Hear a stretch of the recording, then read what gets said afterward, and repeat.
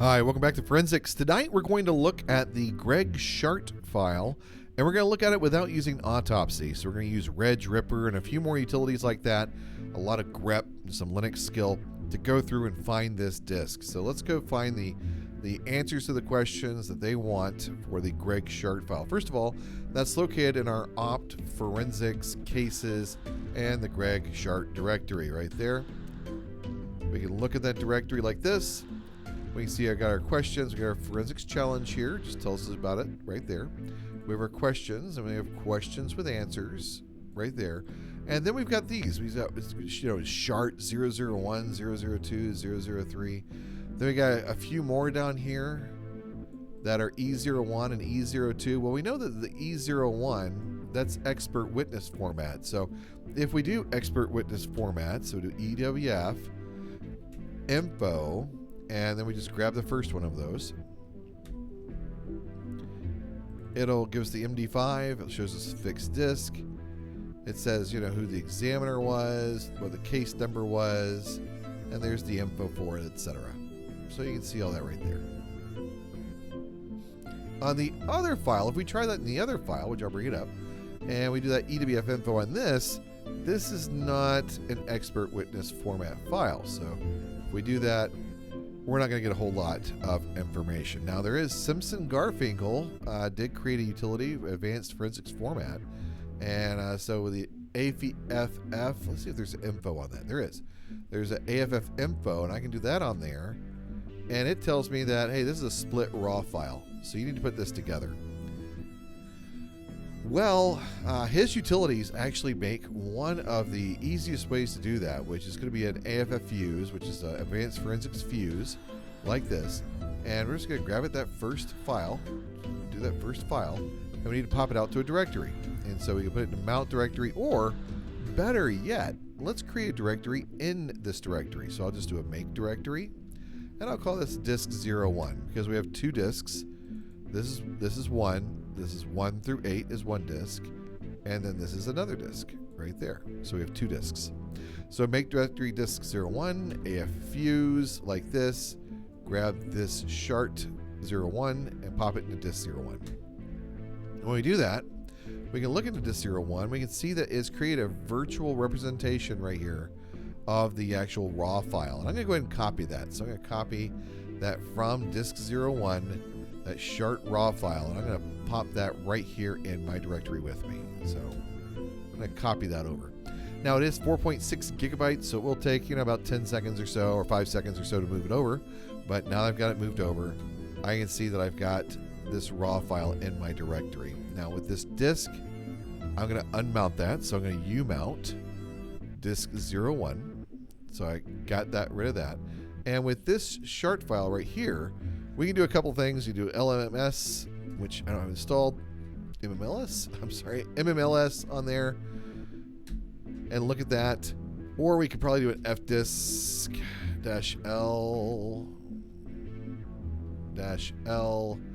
and grab it that way. Gonna get the partitions from it right there. A couple ways we can look at it. We can do an MD5 sum on it. That file. There it is.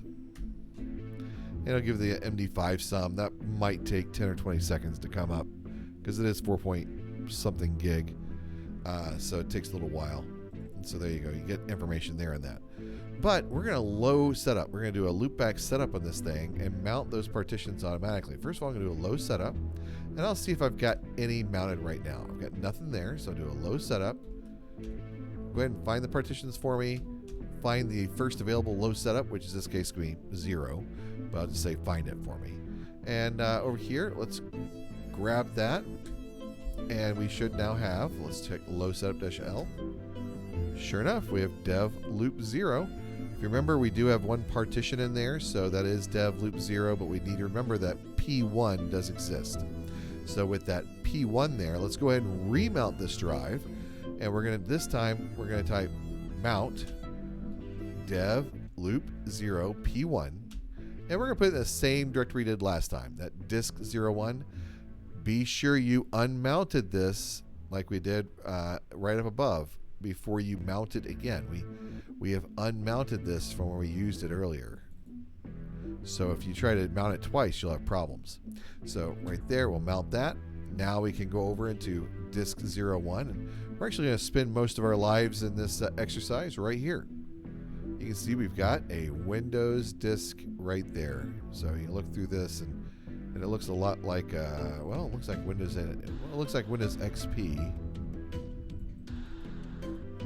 So Windows 98 upgrade to XP, I think. But we don't need to worry about it. We can find out. So let's go ahead and look at our questions. So we'll grab a question here. And the first one asks us about the hash on there. We're going to not worry about the hash on this system. So the second question right there is what operating system was used on there. So I'm going to go ahead and put right there. What operating system was used on this computer? And we're going to use Reg Ripper for this. So Reg Ripper has a bunch of different things in it. So I'm going to do a -L. -L will show us all the little parsers it has included in it. You can download some more from a Google Drive somewhere. Just do a Reg Ripper parsers and you can download more. But when we do this, we know we're looking for an operating system, what operating system was used, etc. Then we can grep over here for operating like this and see if that comes up. Grep for OS, source OS like this. Photos, OS version right there, and it tells you what file to check.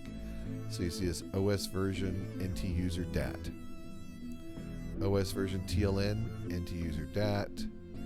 We keep moving service host right there,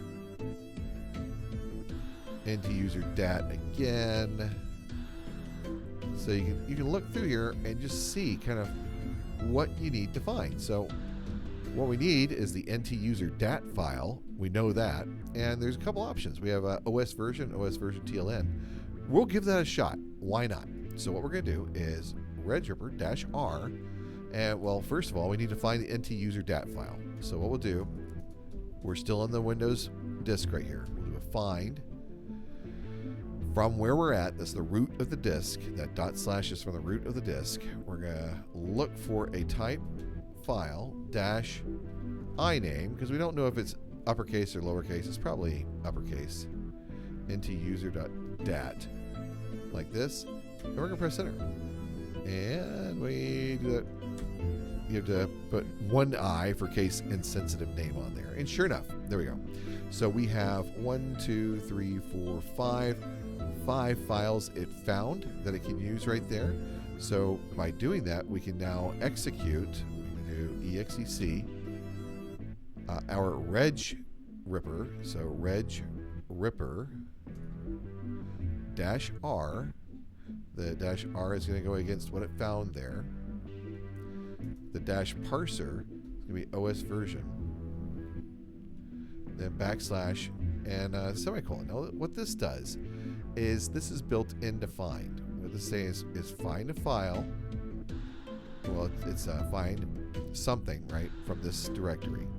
Type file, case insensitive name of NT user dat. When you find it, execute Reg Ripper against each hive. That's the registry hive, and that's each thing it found right here. Those braces represent each of these entries right there. The -p is the parser, OS version, and then this is syntax where you do a / semicolon at the end just to tell it it's over. So you do that, and sure enough, look at this. It went through and it dug through and gave us a little bit of information there. It says, not found. One thing we may want to include, hopefully we don't need this, but that's internal field separator equals, and that's going to be a $\n like that, and then we'll do a find like that. And so in this case, it went through. It did not find anything about the version of Windows in that. But that right there gives you a for loop where you can look at that. The other one was, what was it? OS version something TLD or something like this. Yeah, that was not found. Let's find out what that was. I'm up arrowing, and I'm looking over here to see what the other one was.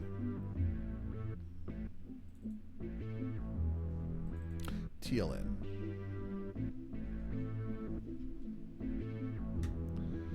Look through that, see if anything's found there. Nothing was found there. So in this case, I'm thinking that we're barking up the wrong tree. Let's see if it was looking for product version. Product info, product type, product policy, product. Okay, there we go. It's not, we shouldn't be looking for OS version. We need to be looking for product type or product right there. And we need to be looking in system or in software. So what that means is we need to do Reg Ripper right there, -R, and the software is going to be under Windows System 32. Oh, what is it? System 32 config. And I think that's it. System 32 config. And then we'll say software. Software. Yes, perfect. Software. The parser we're going to use there is product, and we'll see if that comes up. And is that it? Okay. All right. That's kind of like it, right? It's telling us this is Power Toys right there for Windows XP. Well, that's pretty close. That's pretty close what we're looking for. Yeah, I'll go with that. We'll say, yeah, we got that for right there. Now, system, it says product type on system. Let's go ahead and do product type. I don't know if that's 2 T's there or not, but that's on system. Do system. And product type on system shows us what right here. So right here it says product type is Win and T. You know, it's still not exactly, I'm not exactly happy with what I'm getting here. But I am getting, you know, that this does look like, it looks like something that, yeah, could be quite right. Let's see if I can just do Windows right here. Windows Firewall.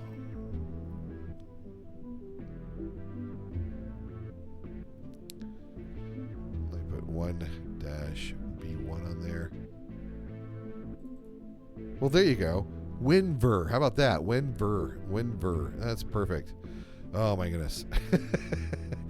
You know, if you don't know which parser to use, then you're going to have to sit there and just kind of guess and look through it. Now, is that system? Nope, that's software.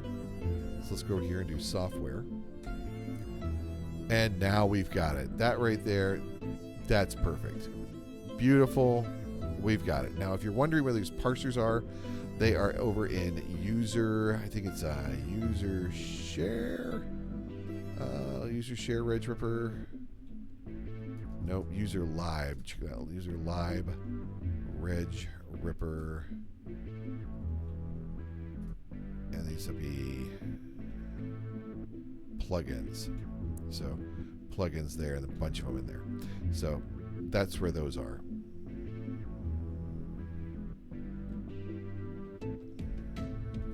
Okay, so we've got the registered owner right there. We got the product name right there, the build version. That's a 2600 right there, an XP client. Install date, we got the install date there, and I think those are just a bunch of different questions right there. Probably ask time zone. The next one, it says, what's the time zone? So let's go through and find out what the time zone is. So I'm going to look for time zone. Right there, Reg Ripper says that if you want to know the time zone, use time zone against the system hive. So let's do that. Let's go over here. I think I got system hive up here. So there it is, system. Time zone. There it is. So, oh, I haven't been copying the questions over. So these are questions right here. These are the questions right there. Next one. Let's see if I can find question 5. Question 5, who's the registered owner? Let me just do this, like that, press enter, that way I can always go back to it. We already got the registered owner.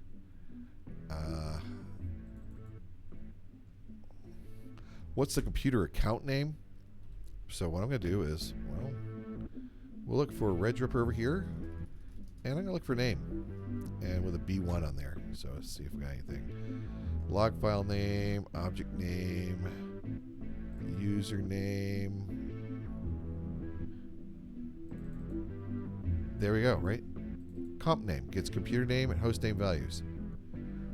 That looks like exactly what we're looking for. So I'm going to grab that. So we're going to go over to Reg Ripper. What was that with a system hive? Yeah, system hive. We're looking for comp name.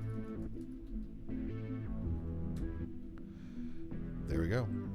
There's our computer name. Just really, once you have this Reg Ripper installed, going through the Windows, the registry hives is a piece of cake, as you can see there. If you want to know computer shutdowns, last computer shutdown here, we could probably go down and look at Reg Ripper. Where was my last one? Reg Ripper. There you go. I'm going to do shutdown. And it's shut down. It's the system hive. It doesn't get much easier than that. There you go. So it's just like that as we go through the different questions here. How many accounts? Let me grab this right there. How many accounts are there on the system?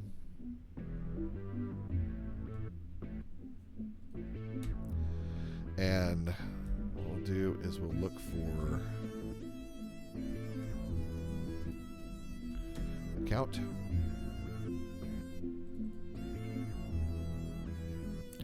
That doesn't look right. All right, let's look at user.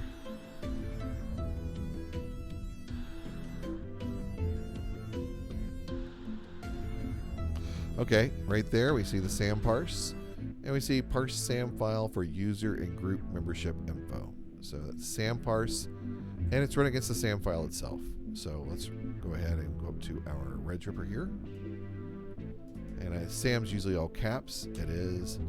And we'll do SAM parse right there. And we got a whole bunch of stuff. Oh my goodness. What do we need? We need the login count. I think is actually the next question. Let me see. Next question is, what's the login count? Who was the last user to log on the computer? Okay, this is going to be, I think it's all right here. Login count 0, last login. Where's the name? Username. So what we'll do is we will grab username and login. Let's just do this. Get that right there. Get a little bit advanced. We're not getting way nuts here. Just a little bit. We're going to do a grep. And I already have regular expressions in my grep, so I have the -e already in there. But I'll put it there just as an example. And we got username, and we got a login. And what this means is it looks for username or a login, and if it finds either of those, which is its global regular expression print right there, if it finds either of those, it'll print it to the screen. So we'll press that, and look at that. It took, how many lines was it before? There's 132 lines parsed, and it reduced it down to 15 lines for us. 132 lines down to 15. And those 15 lines right there, that's beautiful. They just answered, I think, all the questions for today. It's just crazy. Okay, now in this one, it wants to know wherever the name Greg Schardt is used on the system. So, you know, is this used anywhere inside the system? Now, this is a kind of an interesting little exercise here. Wherever the name Greg Schardt is used inside the entire computer. Wow, that's what we're going to do is grep the entire computer. So we're going to, it might be easier just to use the raw file for that. So if we go up one directory right here and say grep-i, and we'll look for, actually I just look for SCHARDT like this. I'll just look for this. and we'll look inside of this raw file like this. See if we can find anything in there. No, it's binary. Yeah. See if anything comes out. Yeah. Visit Mr. Evil, value data. I see it still says value data equals Greg Schardt there. Terrorist attack. You know, there's a lot of good stuff in here. Over here we've got, well, this right here says that the first name is Greg and the last name is Schardt, and his Yahoo ID is Mr. Evil 2000, and his user ID right there. So done, right? We got all kinds of information about this guy. Percent username Greg Schardt. Now we can do this. We can do this different ways. We got that again. We can do this different ways. Registered owner Greg Schardt, but this is one way of doing it. Just grabbing the raw file and going through the raw file. Now, I think the instructions might be a little mixed up on this because I don't think they actually want us to go through every file. But the way it says it's looking for any evidence that he is Mr. Evil and any evidence that he's also the administrator of the computer. Well, we saw that he was the owner of the computer, so we saw that already. And we did just see that he was Mr. Evil in that Yahoo page right there. So let me just hop over here. Let's see if I can grab this question. Grab this question and pop it over here.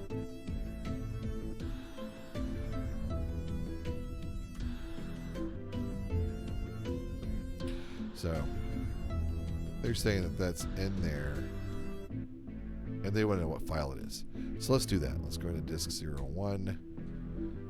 And over on disk 01, we can do a find for these files, or we just do a grep, and we can look through, everything in there. So this grep-AI, the A will look at all files, so it'll look in binary files. The I is case insensitive. We can do R recursive here, and we can look for anywhere that we've got Greg Schardt,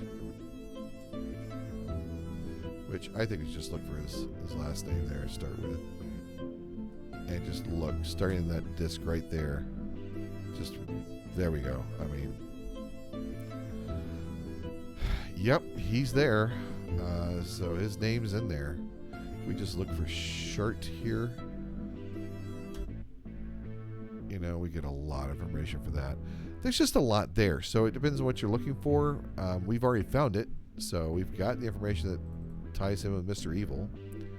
And if we wanted to, do that some more, we can look at the grep options here, where you can go through and say like, oh well, what options do we have with grep, and what are we already aliased to have with grep right there.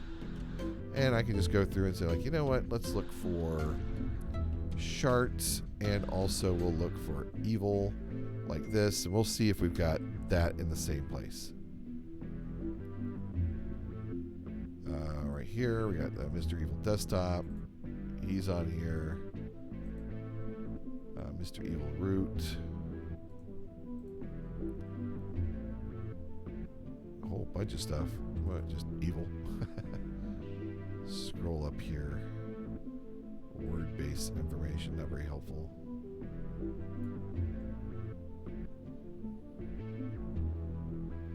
Lexicons, don't need that. But you see what I'm doing here. I'm going through this. I'm looking for anything like that. I can maybe put MR dot, put a space in there maybe.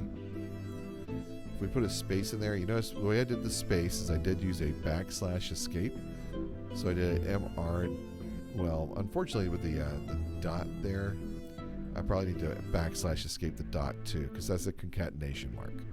But in any case, MR dot space evil, and you can see that we've got these on here.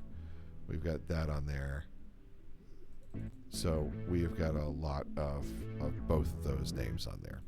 But in any case, this is the first part there of the Greg Schardt file. Hopefully this will help you go through, dig through this file, and find the information that you need to find using just command line tools and mostly just Regripper here once we get the disk mounted and copied over. Look forward to talking to you next week.